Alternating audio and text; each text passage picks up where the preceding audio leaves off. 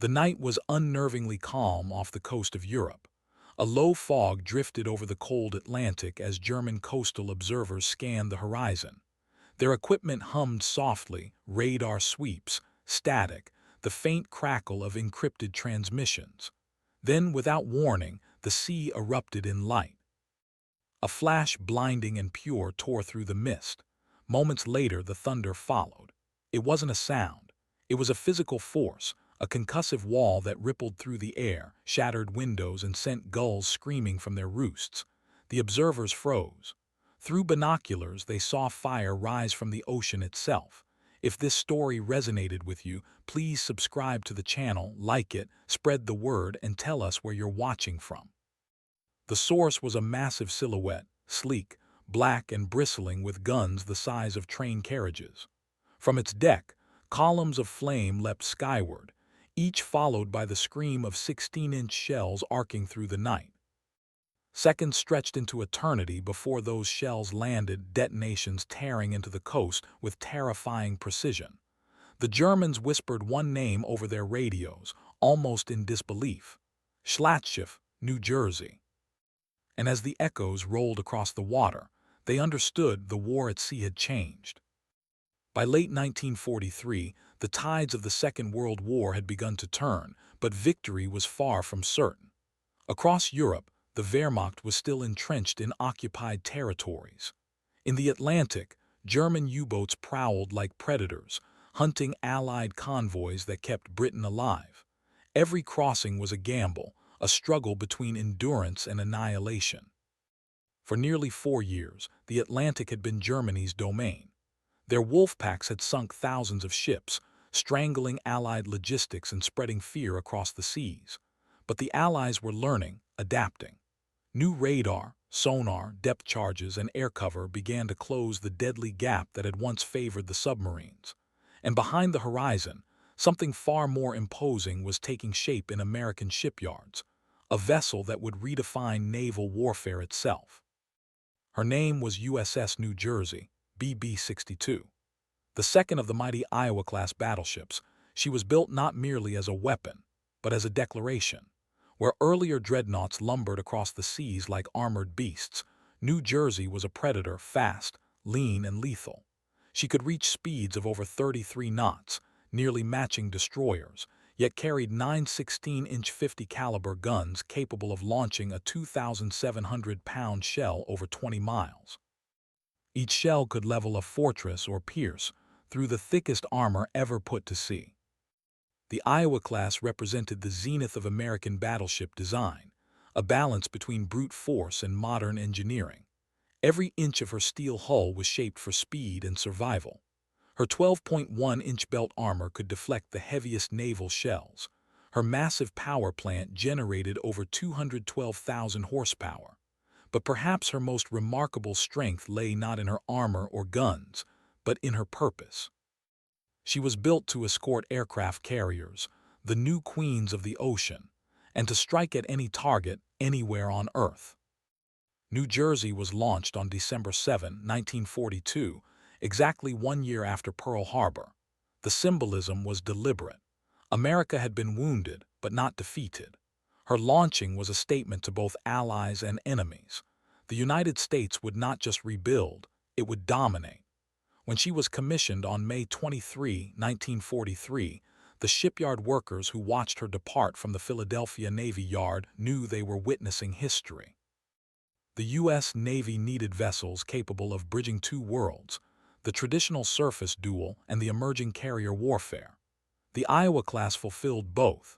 Each ship could bombard shore defenses, hunt enemy fleets, or protect carriers from surface attack. With advanced fire control radar and analog computing systems, they could engage targets accurately even at night or in heavy seas. Their anti-aircraft armament, dozens of 20 Oerlikons and 40 Bofors guns, formed a steel umbrella against incoming aircraft. By late 1943, Germany's Kriegsmarine was in decline.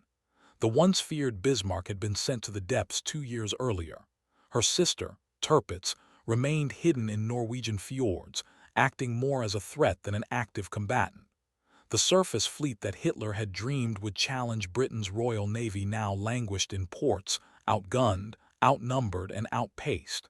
Still, Germany's Atlantic Command remained defiant. Their U-boats, shore batteries, and radar installations lined the coast, ever watchful for the next Allied assault. Into this volatile world sailed USS New Jersey. Her mere presence was a message.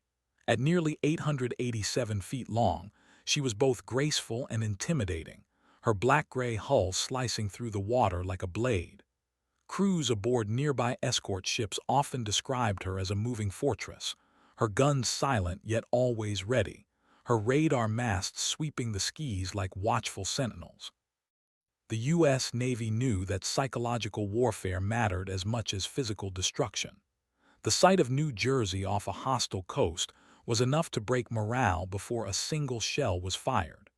Her reputation grew even before her first bombardment, carried by whispers, intercepted radio chatter, and the fearful admiration of those who glimpsed her silhouette through the mist. To the German High Command, reports of a new class of American battleship, faster than any before, carrying guns of unprecedented reach, were cause for unease. They had seen what happened to Bismarck and knew what awaited any surface vessel that dared challenge the combined industrial strength of the United States. Yet the war was far from over. Across the Channel, plans for a massive Allied invasion were already in motion. Every weapon, every vessel, every man would soon be tested in what would become the most decisive phase of the conflict. And among them, the USS New Jersey stood ready, not as a relic of past naval glory, but as a symbol of what the modern warship had become, a weapon of precision, speed, and overwhelming might. When USS New Jersey first entered active service, her crew was young, determined, and fully aware of the vessel's reputation before she ever fired a shot. Her early operations in the Atlantic were intended not for open battle, but for presence, deterrence through dominance. The German Navy, fragmented and exhausted, relied heavily on U-boats and coastal artillery to defend its crumbling Atlantic frontier. The sight of an Iowa-class battleship within range of occupied Europe was enough to trigger alarm in every observation post from Brittany to Denmark. Intelligence reports filtered back to Berlin describing a new type of American dreadnought, fast, heavily armored, and apparently unsinkable. For the Kriegsmarine, still nursing the wounds of losing Scharnhorst in late 1943, these words were chilling. Their remaining surface ships were confined to port. Even the mighty Tirpitz rarely ventured out, hounded by constant Allied air attacks.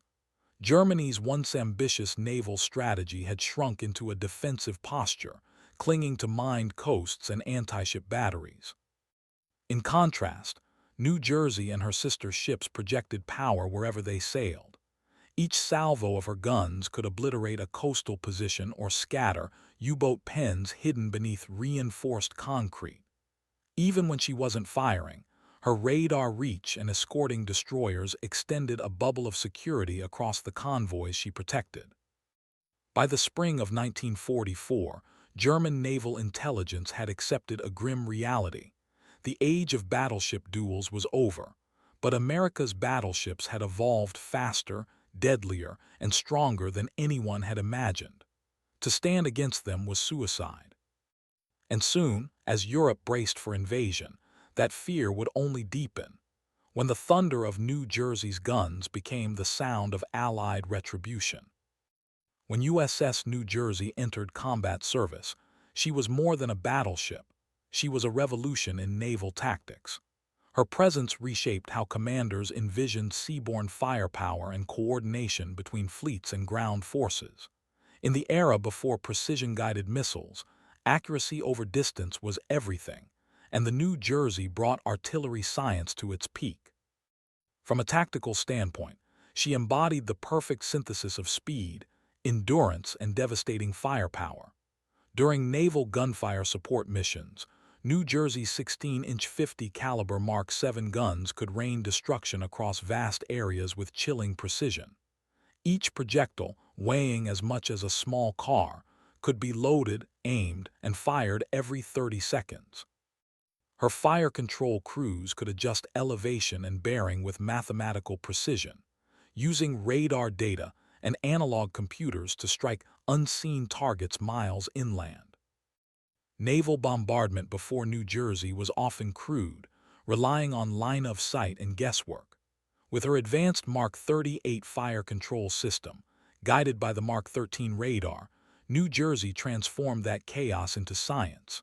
She could fire blind through fog, smoke, or darkness, conditions that previously protected coastal defenses. Shore batteries once considered untouchable were erased in minutes. Commanders in landing craft reported watching entire enemy fortifications vanish beneath geysers of earth and fire before their troops even reached the beaches. Her guns were not just instruments of destruction, they were tools of precision coordination. When U.S. Marines or Army units advanced under enemy fire, New Jersey could provide immediate support, dropping salvos only yards ahead of friendly lines. This synchronization between ship, aircraft, and ground marked a new level of warfare integration. The fear her bombardments inspired was matched only by the confidence they gave Allied troops.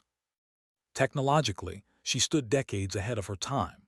Her radar arrays and analog computing systems turned naval gunnery into an art form. Radar-directed fire meant she could track and destroy moving targets, even small ships or submarines, with uncanny accuracy.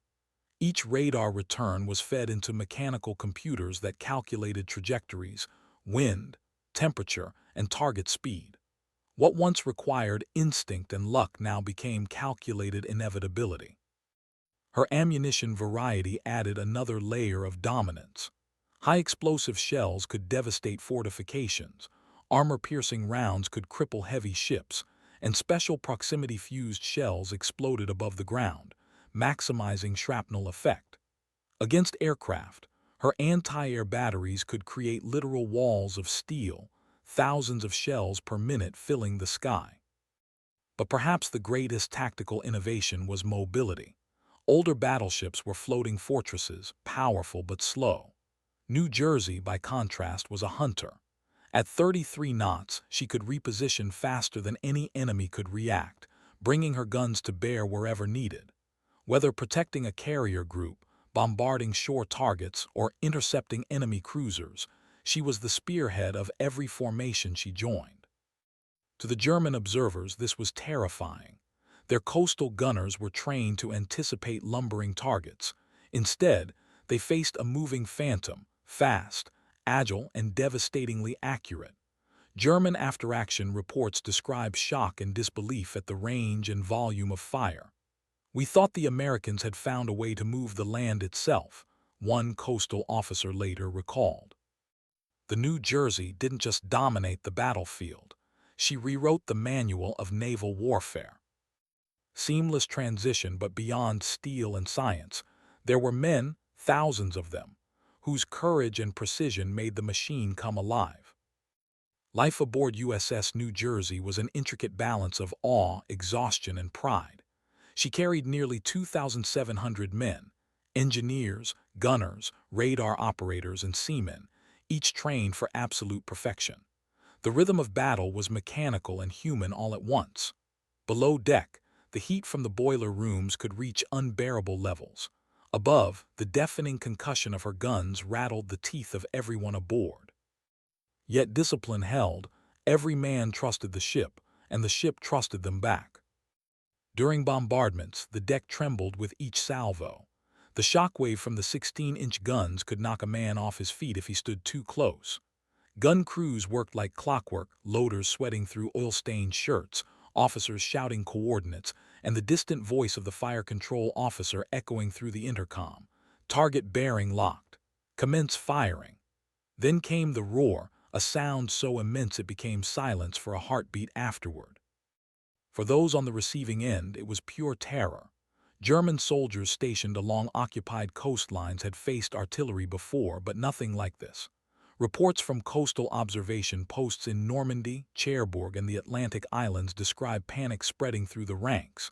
The shells came faster than they could count, detonating with seismic force. Bunkers collapsed, trenches disappeared, and morale shattered. Survivors later said it felt as if the sea itself was firing. This psychological dominance was no accident. U.S. naval leadership understood the mental dimension of war. Admiral Raymond Spruance and other Pacific strategists, whose doctrines shaped New Jersey's employment, emphasized precision and pressure over wasteful aggression. Their philosophy was simple: make the enemy feel helpless before he can resist. New Jersey's bombardments did exactly that. Spruance and the Navy's higher command recognized that modern war required coordination between sea, air, and land, a concept Germany had pioneered with Blitzkrieg, but now found turned against them. The Iowa-class ships were the perfect instruments for that doctrine. They could act independently or as part of a fleet, giving commanders flexibility unmatched by any other navy. New Jersey's crew knew this too. Each mission reinforced the belief that they weren't just firing shells, they were shaping history. The young sailors who manned her turrets and radar systems often wrote home describing the surreal beauty of her fire, the blinding flashes, the pillars of smoke, the faint rumble that lingered long after the guns fell silent. For the Germans, those same flashes meant despair. Radar operators reported the moment the ship's guns lit the horizon, describing it as a sunrise that killed. Morale reports from coastal units after bombardments reveal the same conclusion: resistance was useless.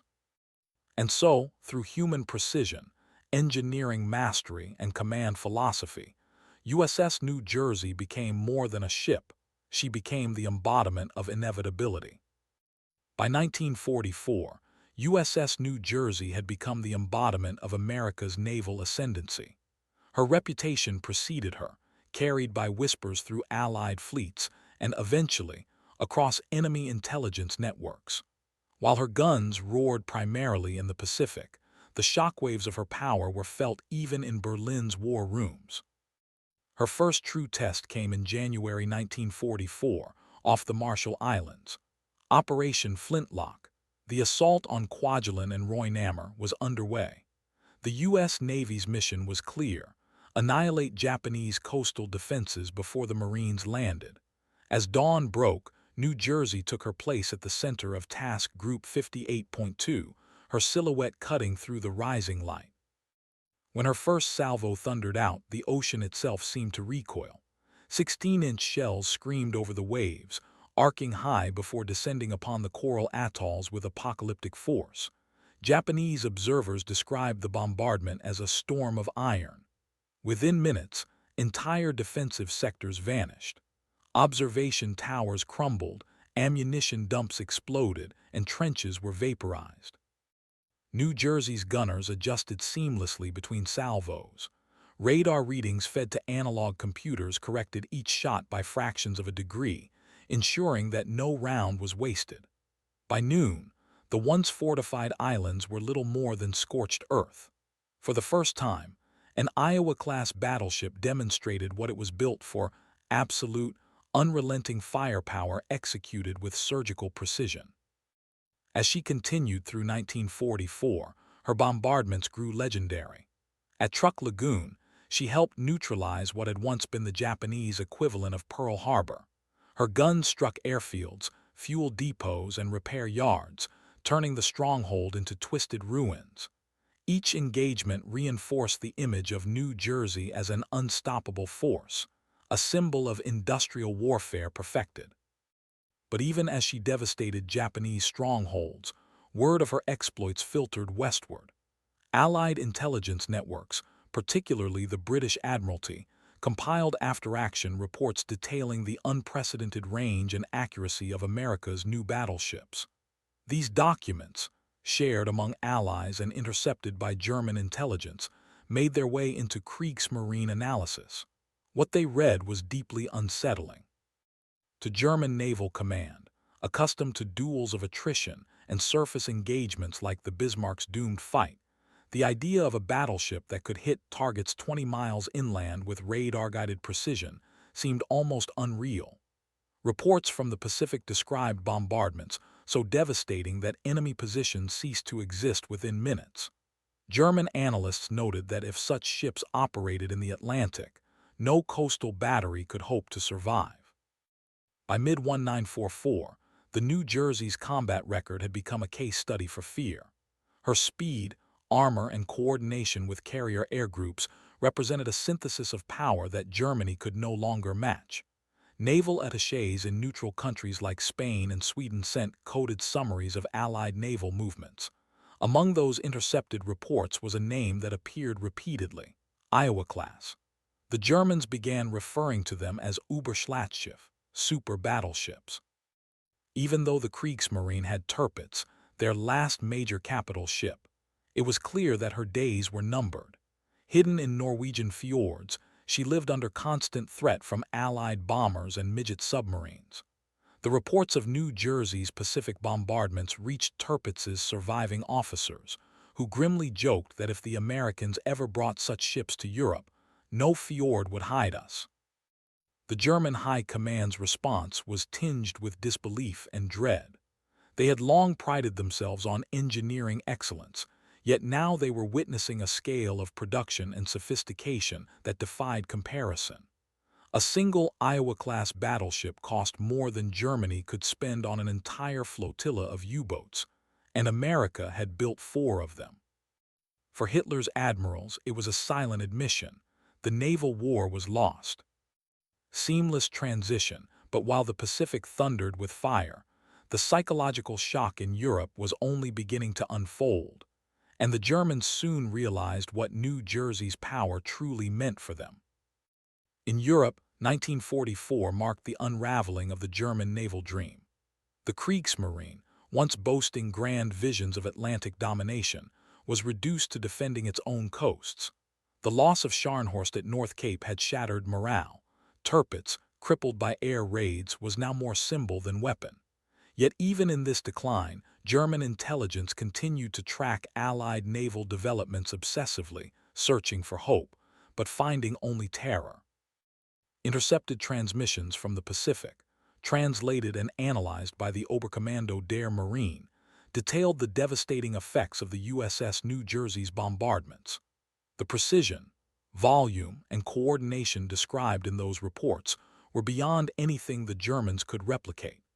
Commanders in occupied France began to imagine what would happen if such firepower were turned against the Atlantic Wall, the vast network of fortifications they had spent years constructing. By early 1944, those fears felt uncomfortably close. German coastal officers in Normandy and Brittany received new orders: prepare for the heaviest bombardment in history. Many assumed it would come from the Royal Navy, unaware that across the Atlantic, ships like New Jersey were already proving their capacity to erase entire islands. When USS Nevada and USS Texas later shelled Normandy in June 1944, their effect alone terrified defenders. Some after-action reports mentioned soldiers abandoning positions even before the landing craft arrived, believing they faced the same monstrous guns that had shattered Japan's fortresses. Inside the Reich's Naval Staff headquarters, the psychological collapse was palpable. Admiral Dönitz, now commanding what remained of Hitler's fleet, privately admitted that the Allies had achieved total maritime dominance.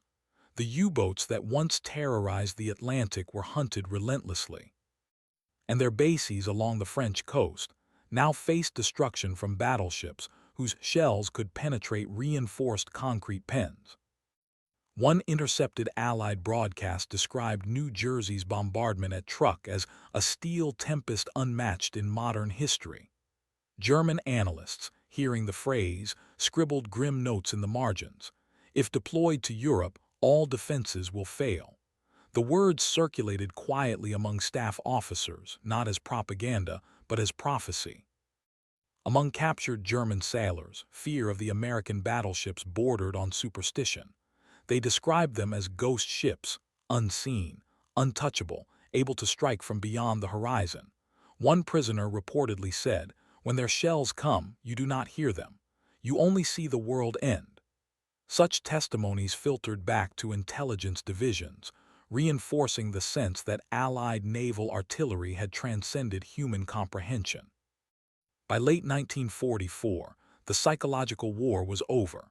Even before the final blows were struck, the image of ships like New Jersey haunted the German command. The enemy's morale wasn't just broken by bombs and shells. It was shattered by the realization that America's war machine had become unstoppable, industrialized destruction on a planetary scale. When Tirpitz was finally sunk in November 1944 by British bombers, no one in Berlin spoke of revenge. They spoke only of inevitability. Across two oceans, a new standard of naval warfare had been set, and every German officer knew it bore a single name: New Jersey. When the echoes of USS New Jersey's guns finally faded, they left behind more than craters and ruins. They marked the end of an era. The age of German naval dominance, once symbolized by the proud sails of the Bismarck and the prowling U-boat packs, was gone forever. By late 1944, the Kriegsmarine existed largely on paper. Its surface fleet was paralyzed, its submarines hunted down in the very waters they once ruled, and its coastal batteries silenced by the kind of naval firepower that only America could produce. The measurable results of that transformation were staggering. In the Pacific, New Jersey's bombardments had shattered Japanese fortifications with mathematical precision, but her impact rippled far beyond the Pacific theater. The intelligence that filtered into German command made clear that any nation opposing the United States at sea would face annihilation. Reports detailing the destruction at Truk Lagoon, the flattened atolls of the Marshalls, and the erasure of entire defensive networks reached Berlin through Allied broadcasts and neutral diplomatic channels. The message was unmistakable. What New Jersey had done to Japan's island strongholds, the Allies could do to Europe's Atlantic wall. In the Atlantic, Germany's U-boats were dying faster than they could be replaced. Between January and May 1944 alone, nearly 200 submarines were lost. The hunters had become the hunted. Allied destroyers, cruisers, and aircraft, often coordinated through radar systems descended from the same fire control principles that guided New Jersey's guns, formed an impenetrable shield across the sea. Supply convoys crossed with growing confidence, escorted by ships whose radar coverage extended hundreds of miles. The steel tide had turned completely. By the time of Germany's surrender in May 1945, the statistics told the story of total collapse. Of the 1,155 U-boats built by the Reich, only a handful remained operational. The once vaunted surface fleet, crippled, bombed, or scuttled, could no longer defend even its own harbors. Shipyards at Kiel and Wilhelmshaven lay in ruins, pounded by Allied bombers and naval guns. For the first time in centuries, the German Navy ceased to exist as a serious fighting force. The consequences were not just strategic but psychological. In the minds of both friend and foe, America's new generation of battleships, epitomized by the New Jersey, represented something larger than warfare. They embodied industrial willpower on a scale never seen before. Every rivet, every radar pulse, every thundering salvo was proof that the United States had mastered the art of mechanized destruction. On the front lines, Allied troops advancing through France and Germany heard stories from civilians who had witnessed the coastal bombardments. Entire batteries reduced to rubble, fortifications ripped open as if by invisible giants. For them, New Jersey and her sisters were legends, ships that didn't just fight the war, but ended it. And in the shattered remains of the Kriegsmarine's bunkers and command posts, the realization settled like dust over broken maps. The sea no longer belonged to Germany. In the years that followed World War II, USS New Jersey and her Iowa-class sisters became symbols of more than military power. They represented the industrial supremacy that defined the American century. While Europe lay in ruins, American shipyards stood triumphant, having built the most advanced fleet the world had ever known. After Japan's surrender, New Jersey served as flagship of the Fifth Fleet, her decks hosting the ceremonies and diplomacy of victory. Yet her story didn't end with peace. Like a dormant titan, she would awaken again in Korea, in Vietnam, in Lebanon, each time proving that the design born in 1943 was not obsolete but visionary. Few machines in human history would remain relevant across half a century of changing warfare. Her sleek hull, forged at the height of global conflict, carried a message that transcended battles. Power could be engineered, maintained, and projected across generations. The precision fire control systems that had terrified German and Japanese officers evolved into the digital targeting networks of the Cold War. Her guns, relics of an earlier age, remained unmatched in their destructive potential, capable of leveling a city block with a single salvo. The New Jersey also came to represent America's unmatched capacity to mobilize. The United States had not merely outfought its enemies, it had outproduced them. In 1944 alone, U.S. shipyards launched nearly 38 million tons of new warships, a figure that dwarfed the entire combined output of Germany and Japan. This industrial avalanche was what truly crushed the Axis. The Iowa-class battleships were its crown jewels, massive, beautiful, and unstoppable. To sailors who served aboard her, the New Jersey was more than steel. She was home, fortress, and symbol all at once. They remembered her deep, resonant engines, the endless rhythm of the sea against her hull, the proud silence after each bombardment when the guns cooled and the horizon glowed faintly red. If this story resonated with you, please subscribe to the channel, like it, spread the word, and tell us where you're watching from. To the world, she was proof that the United States had mastered total war, not just on the battlefield, but in the factories, the shipyards, and the minds of its engineers. By the war's end, the Allies had inherited the oceans. The German Navy had been erased, its legacy confined to history books and wreckage on the seabed. But the New Jersey sailed on into the Cold War, into legend, a living monument to a moment when steel, strategy, and courage merged to reshape the world. In the silence that followed the war, USS New Jersey rested not merely as a battleship, but as a monument to the century's defining paradox, that peace could be built upon the shoulders of overwhelming force. Her guns, once the voice of thunder across two oceans, became artifacts of a time when humanity learned the full cost of its own ingenuity. She embodied not only firepower, but the industrial spirit that transformed nations into engines of war. For the men who had served aboard her, the memories lingered like echoes, the tremor beneath their boots when the 16-inch guns roared, the metallic scent of cordite, the realization that they were part of something larger than themselves. To them, New Jersey represented both pride and burden, proof of what humanity could achieve, and a warning of what it could unleash. In the broader story of the 20th century, USS New Jersey stood as a mirror reflecting humanity's dual nature, our genius for creation and our capacity for destruction. The same precision that guided her salvos could, in another context, build bridges or cure disease. But in war, it became the measure of dominance. Her legacy was not just naval or national, but existential. She proved that wars were no longer fought solely by soldiers, but by societies, by their factories, engineers, and the collective will to endure. The New Jersey was the product of total war, and a reminder of its total cost. As she was finally decommissioned, the world she helped shape had changed forever. Battleships had given way to missiles and machines of a different kind, quieter, swifter, but no less powerful. And yet, in museums and memories, USS New Jersey remained.